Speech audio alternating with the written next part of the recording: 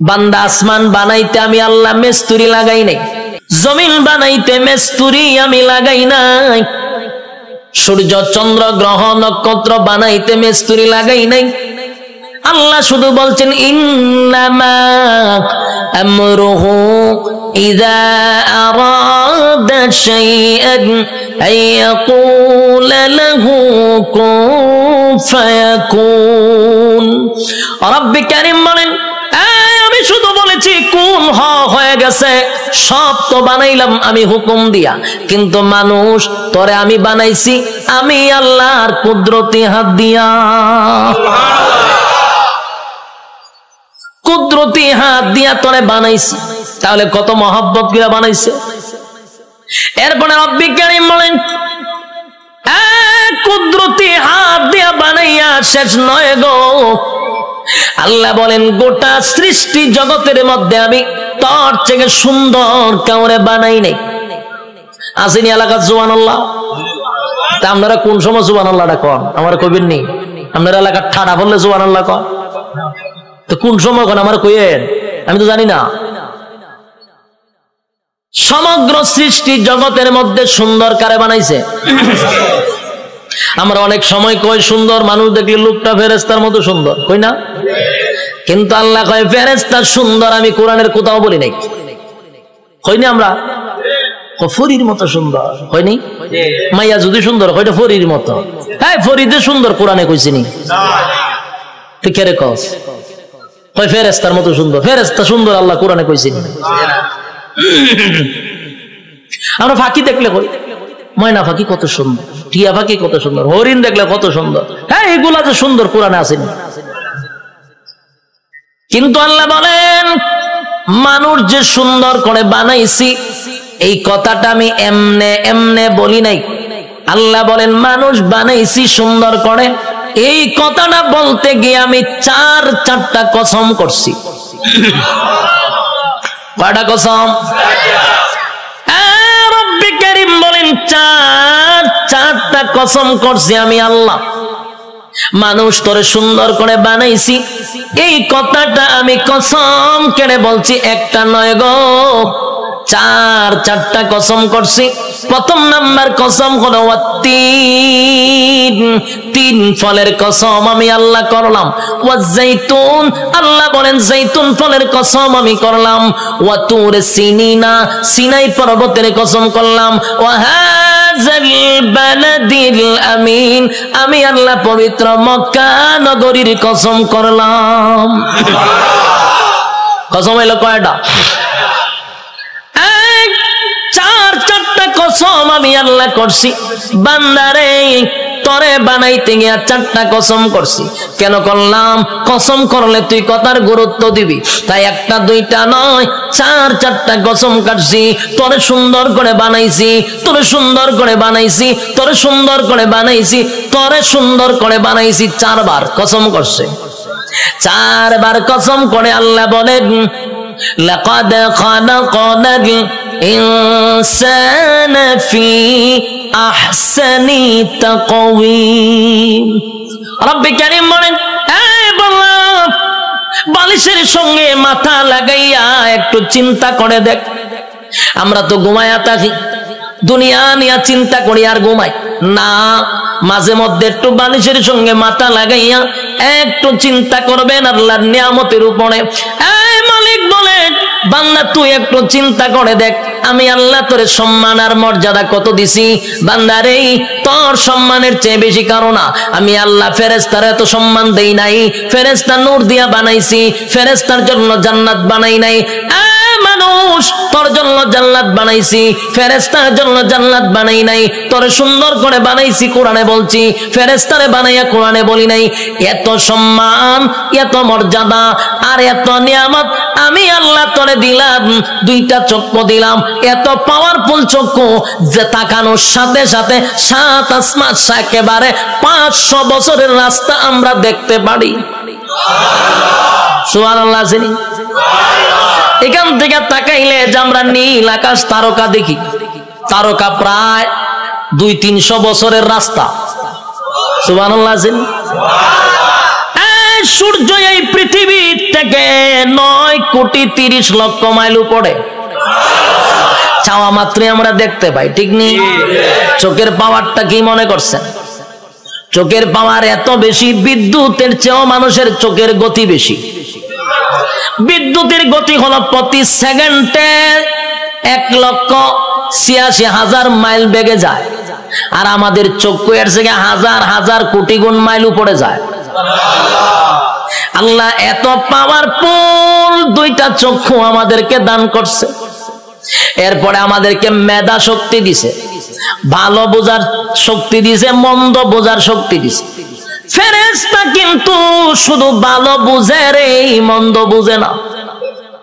শয়তানরে আল্লাহ শুধু মন্দ বোঝার তৌফিক দিছে, খারাপটা খালি খারাপ বুঝে, ভালো বুঝে না। আর মানুষ ভালো মন্দ বোঝার তৌফিক দিছে, কথা হয় না? এতগুলো নিয়ামত আল্লাহ দিলেন, হাঁটার জন্য পা দিলেন, হাত দিলেন, চক্ষু দিলেন, মাথা দিলেন, এত সুন্দর করে কাঠামো দিয়া মানুষ বানাইলো। বান্দা কেন বানাইছি? গোলামি করবি আমি আল্লাহ। আর আল্লাহ বলেন তুই আমার গোলামি করবি, সূর্য তোর গোলামি করবে, চন্দ্র বান্দা তোর গোলামি করবে, জমিন বান্দা তোর গোলামি করবে, যা কিছু দেখস বান্দা তোর জন্য বানাইছি সব তোর গোলামি করবে, তুই শুধু আমি আল্লাহর গোলামি করবি। কিন্তু মানুষ এত বড় পোল্ট্রি বাজ, মানুষের যে পোল্ট্রি বাজ কেউ নাই, মানুষের চেয়ে অকৃতজ্ঞ আর কেউ নাই। মানুষ এত অকৃতজ্ঞ, একটা প্রাণীর মধ্যে যে কৃতজ্ঞতা আছে মানুষের মধ্যে নাই। একটা কুকুর হলো সবচেয়ে নিকৃষ্ট প্রাণী, কিন্তু কুকুরটারে 2 দিন খাবার দেন, আপনি 2 দিন খাবার দেন, আপনার পিছু ছাড়বে না। 1 মাস পরেও যদি আপনি কুকুরটার কাছে আসেন, কুকুর আপনারে দেখলেই বুঝতে পারবে আপনি তারা খাওয়াইছেন। কিন্তু মানুষরে মানুষ খাওয়াইতে খাওয়াইতে পেট ভরাইয়া দেয়। মানুষরে এত কিছু করার পরও মানুষ সেটা মনে রাখে না, মানুষ কৃতজ্ঞতা প্রকাশ করে না। আল্লাহ বলেন বান্দা শুন, একটা মাছ যেইভাবে পানির নিচে ডুবন্ত থাকে, আমি আল্লাহ কিন্তু মানুষগুলারে এইভাবে পানির নিচে ডুবায়, আর যেইভাবে মাছ রাখি তোদেরকে নিয়ামত দিয়া ডুবায় রাখছি। নিয়ামতের মধ্যে আমরা ডুবন্ত, মাছ যেইভাবে পানির নিচে ডুবন্ত, বান্দারে আমি তোর নিয়ামত দিয়ে এইভাবে ডুবায় রাখছি। বান্দা শুন, এতগুলা নিয়ামত আমি আল্লাহ তোরে দিলাম, কোন নিয়ামতের অস্বীকার করবি? পারবে না। ফাবিআই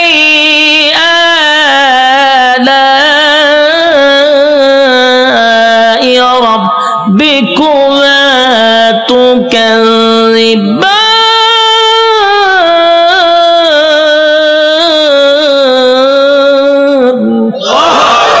আল্লাহ বলেন কোন কোন নিয়ামতের অস্বীকার করবি? আমি আল্লাহ তোরে কি দেই নাই বল? সব দেওয়ার পরে বদনা আমার খাইলি, আমি আল্লাহর নিয়ামত খাইলি, সব আমি আল্লাহ তোরে দিলাম। এরপর 24টা ঘন্টার ভিতরে বান্দা 1টা ঘন্টা আমি আল্লাহর ইবাদত করস না। যুবক ভাই, কথাগুলি কি দিলের কান লাগায় শুনতেছেন? দিলের কান লাগাইয়া কথাগুলি শুনেন। 24টা ঘন্টা আল্লাহ সময় দিছে। কত ঘন্টা? রাইতে দিনে 24 ঘন্টা। দিলের মধ্যে একটু প্রশ্ন করেন তো দেখি, 24টা ঘন্টার ভিতরে আল্লাহ তো দিল আমরা 24 ঘন্টা। যুবক, নিজেরে নিজে প্রশ্ন করো, 24টা ঘন্টার ভিতরে আমার মালিক রে তুমি কয় ঘন্টা দিছ? একজনের কথা হয় না, 1 ঘন্টাও মালিক রে দেয় না। আল্লাহ কয় তুই ভাবছ আমি তোরে ছাইরা দিব? আমার নাম রহমান, দয়া মায়া বেশি। আল্লাহর দয়া মায়া বেশি। আমরা খালি ওয়াজ শুনছি, আল্লাহর দয়া মায়া বেশি। রহমান নামের গুণ হলো আল্লাহর দয়া মায়া বেশি। আল্লাহ যত বড়, আল্লাহর মায়া দয়া তত বড়। শুধু ওয়াজটা শুনছি, কিন্তু এরপরের ওয়াজ শুনছেন। আল্লাহ বলেন আমি যত বড়, আমার আযাব আর গজব কিন্তু বান্দা অত বড়, আমি সবাইরে ছাড় দেই কিন্তু ছাইরা দেই না। ফেরাউনরে আমি ছাড় দিছি, ফেরাউন্নারে আমি ক্ষমতা দিছি, ক্ষমতা দেওয়ার পরে নিজেরে নিজে খোদা দাবি করছে। ফেরাউন খোদা দাবি করছে, আল্লাহ তার এরপর ছাড় দিছে।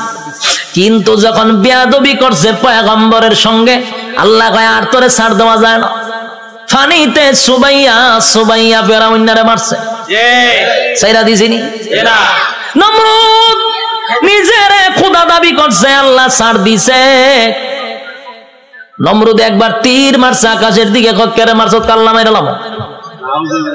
আল্লাহ কয় ফেরেশতা রে তীরের মধ্যে একটু রক্ত লাগায়া দে। রক্ত লাগায়া দিছে। রক্ত যখন তীর যখন ফিরে আসছে, তীরের মধ্যে ছায়া কয় আল্লাহ মাইরা লাইছি। নাউজুবিল্লাহ।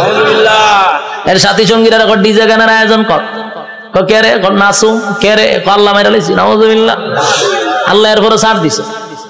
কিন্তু যখন ইব্রাহিম খলিলুল্লাহর সঙ্গে বেয়াদবি করলো, আল্লাহ কয় এখন ধরা দরকার। হে আমার লগে যুদ্ধ করব, তীর মারে। আমি আল্লাহ তোর সঙ্গে যুদ্ধ করতে তীরের প্রয়োজন নাই রে। মশার মধ্যে একটা প্রতিবন্ধী মশা, বালা কোনো মশা নেই। কিতাব লেখছে বালা কোনো মশা না, একবারে প্রতিবন্ধী ভাও একটা নাই। আল্লাহ কয় কইরে আসত নি ফাসি, তোর ভাও আসেনি, আল্লাহ আমার ভাও নাই। তো যা নমরুদের না খাতে গিয়া ঢুক।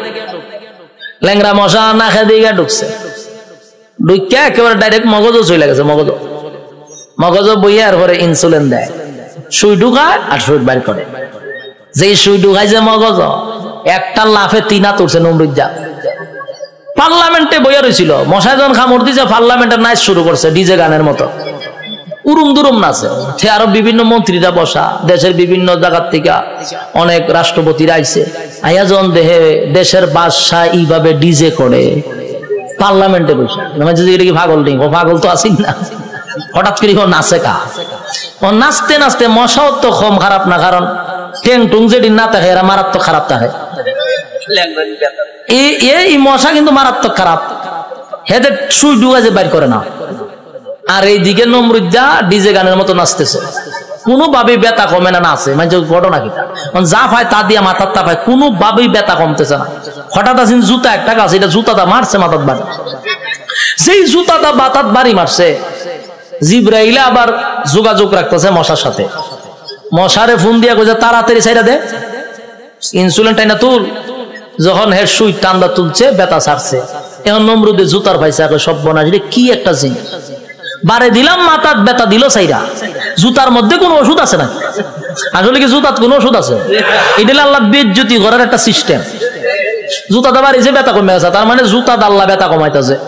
এখন এই জুতা রেখে দিছে দাঁড়ে, রেখে টেনশনে পড়ে আছে, কি ব্যথা উঠলো, জুতাটা বাড়ি দিলে ছেড়ে দিল। আবার কথা বলতেছে বিভিন্ন দেশের মন্ত্রী এমপির সঙ্গে, আবার মশায় সুই একটা ঢুকাই দিছে, টাস করে জুতাটা বাড়ি মারছে, ছেড়ে দিছে। আল্লাহ মশারে কইলো করে এটা তোর ডিউটি, কাজ চালায়া যা। হতেন পরে পরে ঢুকাইবি, জুতাটা বাড়ি দিলে ছেড়ে দিবি। মশায় হতেন পরে ঢুকায়, জুতাটা বাড়ি দেওয়ার বাইকিলা, আবার ঢুকায়, জুতাটা বাড়ি দেওয়ার বাইকিলা। এই হইল জুতার বাড়ি শুরু। তখন নমরুদ্দা একা একা জুতাটা কত বাইরিত, হাতে ব্যথা দিয়ে লায়। তাই একজন লোক রাখছে, ধরে মাসে এত টাকা বেতন দিমু, এদিকে চাকরি কি দেখো জুতা দেখালে ভিটা নিয়ে তাও খারে দেশের বাদশারে। তো এইরকম যদি আমার নিত, আমি তো বললাম টেকা টোকা লাগতো না, আমি খালি জুতাটা ভিডা মাহনে, আমার টেকা তেমন লাগতো না। বাস্তব নেই। দেশের একজন বাদশাহ যদি হয় আমার জুতাটা ফিডাইবা, আমার কি বেতন লাগবো না?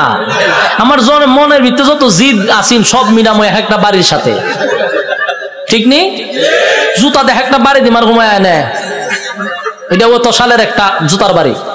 দ্বিতীয় বাড়ি দেখো, এটা অত সালের একটা বাড়ি। এক সালে এক যন্ত্রণা বুক করছে, আর তোর জুতাটা বাইরিতেছি টেহারা হম নেই। এই লোকও হয় যে আমি বাসার জুতাটা বাইরামো, আমার টাকার দরকার নাই, আপনি আমার চাকরিটা দেন। চাকরি দিছে, এখন পার্লামেন্টে বেশ বৈশা কথাবার্তা বলতেছে, যখন মশা কামড় দেয় ইশারা দেয় তাড়াতাড়ি দে, পাশে জুতাটা ঠাস করে পিছন দিয়ে বাড়ি মারে। দেশের মানুষ বিভিন্ন দেশ থেকে আসে, আইসা কয় যেই বাসার ইজ্জত নাই, মানছে তারা জুতাটা বাইরা, এর সাথে আবার কি এর বৈঠক হঠাৎ থেকে এটা ভাগল, এখান থেকে এক বেজ্জতি। তো জুতাটা বাইরিতে বাড়িতে প্রথম তো শখে শখে জুতাটা বাইরেছিল, ঠিক না? জুতাটা যে বাইরেছে প্রথম তো শখেই বাইরেছে, আনন্দে বাইরেছে, কিন্তু বাইরিতে তখন তো বেচারার বিরক্ত হয়ে পড়ছে। কত বাইরিতে খানা খাইতে পারে না, ঘুমাইতে পারে না, বাথরুমও যাইতে পারে না, খালি বাইরা। এই বেচারা হয়েছে বিরক্ত। এমন অবস্থা হয়েছে এখন জুতাটা বাইরে নি লাগে হতান পরে পরে বাথরুমে গেছে, একটা বাথরুম করতে গেন টাইম নাই না, জুতাটা বাড়ি দেয়, সে বিপদ করছে না, খানা খাইতে পারে না। এই বেচারা কয় এর যদি আমি জুতাটা বাইরিতে থাকি আমি এমনি মরে যাবো গা, খাওয়ার নাই ঘুম নাই তো আমার মরণ হয়, তে একবার এর মাইরি মরে যাই। এখন হে কইল সিদ্ধান্ত নিয়েছে না এমন মরম চাকরি না করলে আমার গর্দান যাইব, আর আমি যদি চাকরি করতে চাই আমি এমনি মরে যাবো গা, তে এক বালা হেরে মাইরা মরে যাই। তখন একদিন জুতার বদলা বড় একটা মুগুর লইছে, আমরা এটা কিতা করি মুগুর করিনি, মুগুর লইছে একটা, লইয়া পিছে বইয়া দিছে। যখন জুতাটা বাড়ি দে তখন মুগুর লইয়া যৎকান শরীরে শক্তি আসিন একটা বাড়ি দিছে, মাথার দুই ভাগ হয়ে যা। ল্যাংরা মশা যে মাথার ধরেছেন ছায়া দেয়, ছাদ নাই, ছাদ নাই, মশায় চিন্তা করবো যেরকম একটা নোংরা পরিবেশে আর বন যায়, মশা গেছে গা, নমরুদ্দা শেষ নি। কার সাথে পাল্লা লইছিল? আল্লাহ মারছে কেমনে? জুতা দা ফিডাইয়া মারছে। এই জন্য আল্লাহ ছাড় দেয়, ছেড়ে দেয় না। বুঝসারে চিনুন না আপনারা? এখানে যারা বয়স 30 আছে এরা বুঝসারে চিনব। ডব্লিউ বুশ হে কিন্তু কম করছে না, এইটা আমরা দেখছি। হে অনেক মুসলমানের রক্ত দিয়া গোসল করছে, হে কম করে নাই। শেষে আল্লাহ হেরও কিন্তু সাংবাদিকের জুতাদা ফিটাইছে, এক সাংবাদিকের জুতাদা বাড়ি মারছে। আর এই জুতার দাম অনেক হয়ে গেছে, মিডিয়ন জাদুঘর আছে। আল্লাহর মায়ের আস্তে আস্তে ছাড় দেয়, ছেড়ে। যারা জুলুম করতেছেন, যারা জুলুমের মধ্যে আছেন, যাই না রাখেন জুলুমের শেষ আছে। যারা জুলুম করে তাদের দুইটা শাস্তি, একটা দুনিয়ায় একটা পরকালে। দুনিয়ায় ততক্ষণ না পর্যন্ত আপনার মৃত্যু দিবে না যতক্ষণ আপনাকে দুনিয়াতে আল্লাহ চরম পর্যায়ের বেজ্জতি না করবে। চরম পর্যায়ের বেজ্জতি করার পর আপনার মৌত দিবে আল্লাহ। এরপরে পরকালে তো আছে কুবা শামসুর মতো, ইচ্ছা মতো কুবাইব। বাস্তব না বাস্তব? সাইজ কিন্তু আল্লাহ ছেড়ে দিত না, জনমের সাইজ করবো। এজন্য যারা জুলুম করেন স্পষ্ট শুনে রাখেন, প্রথম নাম্বার কথা হলো ততক্ষণ না মরবেন না যতক্ষণ আপনার আল্লাহ দুনিয়াতে চরম পর্যায়ের বেজ্জতি না করবে, অপমান করবে। এরপরে মৃত্যু দিবে, আর পরকালে তা আছে। ওয়াং সাং সুচি কি তাই ইজ্জতে আসেনি, তাইরে জনমের দেওয়া দিতাছে, এখন বন্দি করে রাখছে। পারমার মুসলমানের রক্ত খাইছিল না, তাই রক্ত চুষা খাইতেছে। আরো বেজ্জতি হইব, আরো দেখবেন সামনে, অপেক্ষায় থাকেন। বাকিটা দেখার বয়স আপনারা রয়েছে, আল্লাহ দেখাইব। আল্লাহ বলেন ছাড় দেই কিন্তু ছেড়ে দেই না। আমি যখন ছাড় দেই বুঝিস না আমি তোরে ছাইরা দিছি। ধরব যেদিন আমি আল্লাহ ধরব, জনমের ধরা ধরব, পৃথিবীর কেউ তোরে রক্ষা করতে পারবে না। আমি আল্লাহর নিয়ামত খাইয়া আমি আল্লাহর নাফরমানি করস, ছাইরা দিব না, কিন্তু জনমের ধরা ধরব। যুবক ভাই, আমি আপনাদের উদ্দেশ্যে বলতে চাই, আল্লাহর দেওয়া নিয়ামত খাইয়া, নিয়ামত খাওয়ার পরে যে আল্লাহর নাফরমানি করতেছি, রাইতে দিনে 24 ঘন্টা পাইয়াও 1টা ঘন্টা আল্লাহর দেই না। ইমাম সাহেব যদি বলে আসেন না একটু নামাজে যায়, উত্তর দেয় হুজুর নামাজের সময় নাই। যদি কয় আসেন না মাহফিলে যাই, আমার সময় নাই। বেচারা খুব ব্যস্ত, সময় নাই, সময় নাই, সময় নাই, যে কোনো বিষয় লোক আমার সময় নাই। প্রশ্ন হলো তোমার সময় নাই, সময় নাই, কিন্তু যেই লোকটা বলছে নামাজের জন্য সময় নাই, ওয়াজ মাহফিলের জন্য সময় নাই, এই লোকটারই দেখবেন ব্যবসার জন্য সময় আছে, চাকরির জন্য সময় আছে, বন্ধুদের আড্ডায় সময় আছে, বিশ্বকাপ খেলা 90 মিনিট দাঁড়ায়া দেখার সময় আছে, বিভিন্ন জায়গায় আড্ডায়, কফি আড্ডায় সময় আছে, সব জায়গায় বেচারার সময় আছে। সময় নাই শুধু আল্লাহর বেলা। আল্লাহ বলেন সময় তো আমি দিছিলাম, সময় কাটা দিছে আল্লাহ। বলেন সময়ের মালিক আমি, আমি তোরে সময় দিলাম রে, আমার দেওয়া গড়া সময় পাইয়া আমারে দিলি না, মন গড়া সময় নষ্ট করলি। বান্দা আমি পাই পাই পাই পাই করে তোর কাছ থেকে হিসাব নিব, বান্দা হিসাব না দিয়া সামনে আগাইতে পারবি না। আপনারা কি তা মনে হয় আল্লাহ আমরা সেইটা দিব হিসাব না নিয়া? হিসাব নিব। আগেই বলছি অতগুলা নিয়ামত আল্লাহ আমরা দিছে, এমনে ছেড়ে দিত না হিসাব না নিয়া। কথা কয় না? একটা এক্সাম্পল দিই সহজে বুঝতে পারবেন। আপনারা মনে করেন চরপেশন সবচেয়ে ভালো হোটেল, সেখানে মনে করেন একজন লোক ঢুকছে খানা খাওয়ার জন্য, একজন লোক ঢুকছে, ঢুইকা যারে অর্ডার দেয় তার নাম কি? মেসিয়ার। মেসিয়ার কইলো ভাই খানা নিয়ে আয়, কি আছে? তো দেখবেন মেসিয়ারের একটা অভ্যাস হইলো একটা নাই 50টা নাম কইব। গুড়া মাছ আছে, বড় মাছ আছে, উইল মাছ আছে, তারপরে আপনার গরু আছে, ছাগল আছে, কতটা হয় না? আমি অনেক সময় কিচ্ছু বুঝি না চাই তাই একটা না হয়, আমি ভাই হাফিজি বড় লাগতো না, তুই আস্তে আস্তে একটা একটা করে ওদিকে আমি খাইতাম নাম জায়গা এত নাম কয় একটাও ইয়াদ থাকে না, লাস্ট গুরুরা ইয়াদ আছে। তো এই লোকজন এতগুলা নাম কইছে, চিন্তা করলো এতগুলা নাম কইছে কোনটা কম কয়, আচ্ছা সব লইয়া যা। মেসিয়ারে আনতেছে, টেবিল সাজাইছে, খাইতেছে।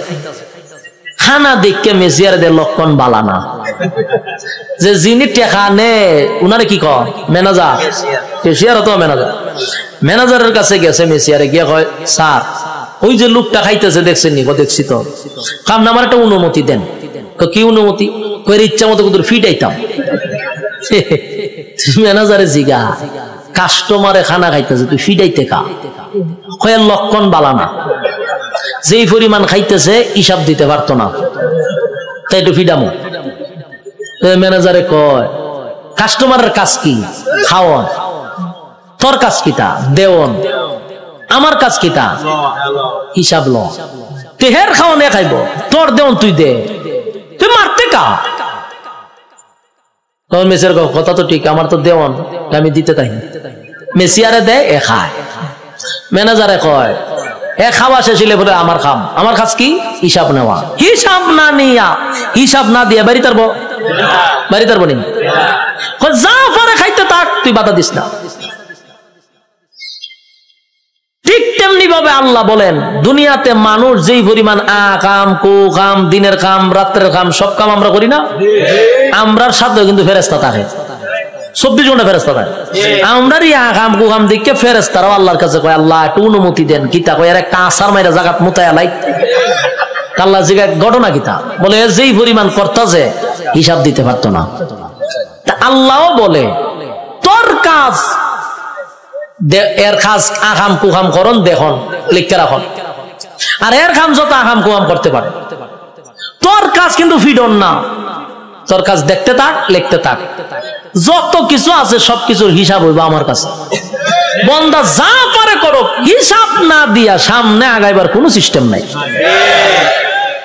হাসরের মাঠে আল্লাহ হিসাব নিব পাই পাই কইরা, সাইডা দিবনি। রব্বি কারীম বলেন প্রথম নাম্বার কথা হলো ফাহাসিবতুম আন্নামা খালাকনাকুম আবাসাও ওয়া আন্নাকুম ইলাইনা লা তুরজাউন। রব্বি কারীম বলেন এই অনর্থক বানাই নাই, অকারণে বানাই নাই। দ্বিতীয় নম্বরে আল্লাহ বলেন ওয়ামা খালাকতুল জিন্না ওয়াল ইনসা ইল্লা লিয়াবুদুন। রব্বে কারীম বলেন 2 নাম্বার হলো তোরে বানাইছি ইবাদতের জন্য। 3 নাম্বার আল্লাহ বলেন বান্দা তোরে বানাইতে গিয়া ওয়ালাকাদ কাররামনা বানি আদম, সমগ্র সৃষ্টি জগতের মধ্যে শ্রেষ্ঠত্ব দিছি। 4টা কসম করে বলছি বাংলা তোর থেকে সুন্দর আমি আল্লাহ কাউরে বানাই নাই, তোর থেকে সম্মান আর মর্যাদা আমি কাউরে দেই নাই। এরপর আল্লাহ বলেন এত কিছু দেওয়ার পরেও যদি তুই আমি আল্লাহর গোলামি না করস, ওয়ালাকাদ জারানা লি জাহান্নামা কাসীরাম মিনাল জিন্নি ওয়াল ইনস, আমি আল্লাহ আগুন দিয়া তোরে জ্বালাবো আর পোড়াবো। এরপরে রব্বে কারীম বলেন বান্দা শুন, ভালো করে শুন, এত নিয়ামত দিয়া তোরে ছেড়ে দিব না আমি আল্লাহ, কিন্তু পাই পাই পাই করে হিসাব দেব। কুল্লু নাফসিন বিমা কাসাবাত রাহিনা, প্রত্যেকটা মানুষ তার কৃত কর্মের জন্য আল্লাহর সামনে জবাব দিতে হবে। হিসাব ছাড়া ছেড়ে দিব না। রব্বি কারীম বলে হিসাব নিব গো, হিসাব ছাড়া আমি আল্লাহ কাউকে ছেড়ে দিব না। এই যে দুনিয়াতে যা করি সব হিসাব হবে। আল্লাহ বলেন শুন বান্দা, যখন প্রত্যেকটা মানুষের হায়াত শেষ হয়ে যাবে, মালাকুল মউত আজরাইল সামনে হাজির হবে, তার একটা কিয়ামত হবে। কি হবে? কিয়ামত কিন্তু দুই প্রকার, একটা হলো যার যার কিয়ামত, আর একটা হলো সমষ্টিগত কিয়ামত। কথা বুঝতেছে? সাউন্ড একটু উঠান, একটু উঠান। একটা হলো যার যার কিয়ামত, আর একটা হলো সমষ্টিগত কিয়ামত। আল্লাহ রাসূল বলেন যার যার কিয়ামত সম্পর্কে বলেন মাম্মা তা ফাকাত কামাত কিয়ামাতুহু, যে যখন মারা যায় তার কিয়ামত তখন শুরু হয়। আমি যদি স্টেজে এখন মারা যাই, আমার কিয়ামত এখান থেকে শুরু হবে। আরেকটা হলো সমষ্টিগত কিয়ামত, সেই কিয়ামতটা হলো কিয়ামতে কুবরা, এটা বড় কিয়ামত, সেটা বাঁশির মাধ্যমে হয়। ইসরাফিল আলাইহিস সালাতু ওয়াস সালাম যখন বাঁশি ফু দিবে, আল্লাহ বলেন এই গোটা পৃথিবীর যা কিছু তোমরা দেখো, বিশ্ব পরিস্থিতির পরিসমাপ্তি আমি ঘটায়া দিব। এটা হইল সমষ্টিগত কিয়ামত। ইদা জুলজিলাতিল আরদু জিলজালাহা, জমিনের মধ্যে তখন জালজালা শুরু হবে, ভূমিকম্প শুরু হবে। যখন যে একটা ভূমিকম্প হইছে 13 সেকেন্ড, 13 সেকেন্ডের ভূমিকম্পে সব শেষ হয়ে গেল। আর ওইটা যে শুরু হইব, ওইটা 13 সেকেন্ড না, 13 ঘন্টা না, এটা চলতেই থাকবে। পাহাড় গুলি তুলার মতো উঠতে থাকবে। বিল্ডিং তো দূরের কথা, পাহাড় উইরে উইরে চলবো। এই ভূমিকম্প থামবে না। কুল্লু মান আলাইহা ফান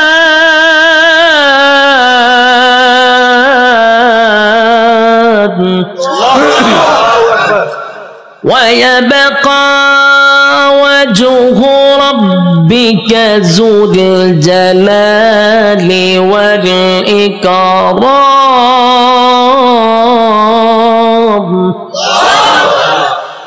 সব শেষ করব। এই অর্ডার কইও সাউন্ড বাড়ানোর দরকার। আমি একটু রিবাব আর ইকুটা তুলে দেন না, আমি চিল্লাইলে তো ইকু রাখবো। হালকা রিবাবের ভিতরে ইকুটা দেন। অত্যন্ত কিয়ামত শুরু করছিলেন মাইক মাহফিল, এখন হালকা একটু রিবাবটা ধরায় দেন আমার, যাতে প্রেসারটা গলাত না পড়ে। আল্লাহ বলেন কুল্লু মান আলাইহা ফান ওয়া ইয়াবকা ওয়াজহু রাব্বিকা যুল জালালি ওয়াল ইকরাম। চলবো। কুল্লু মান আলাইহা ফান, সব ধ্বংস হবে। ওয়া ইয়াবকা ওয়াজহু রাব্বিকা যুল জালালি ওয়াল ইকরাম, শুধু আল্লাহ ছাড়া সব ধ্বংস। আজরাইলও ধ্বংস, যে সিংহায় ফুক দিব সেও ধ্বংস হবে। মোট কথা কেউ থাকবে না। এটা হলো সমষ্টিগত কিয়ামত। আর প্রথম হলো যে যখন মারা যাবে তার কিয়ামত তখন থেকেই শুরু হবে।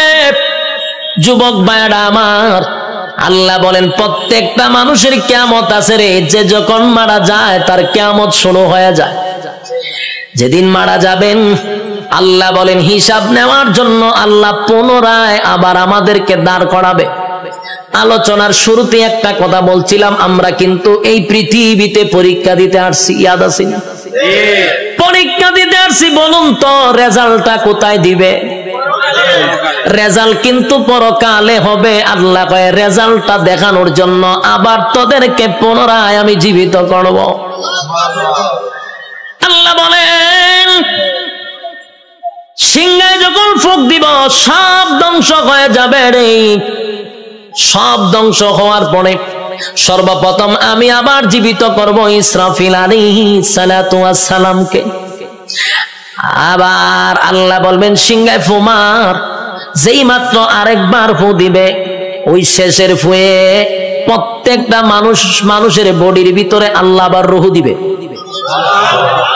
কাদা মাটির থেকে আবার রুহু পাইয়া মানুষগুলি মাটি গঠন হবে, আবার পুনরায় বডি গঠন হবে।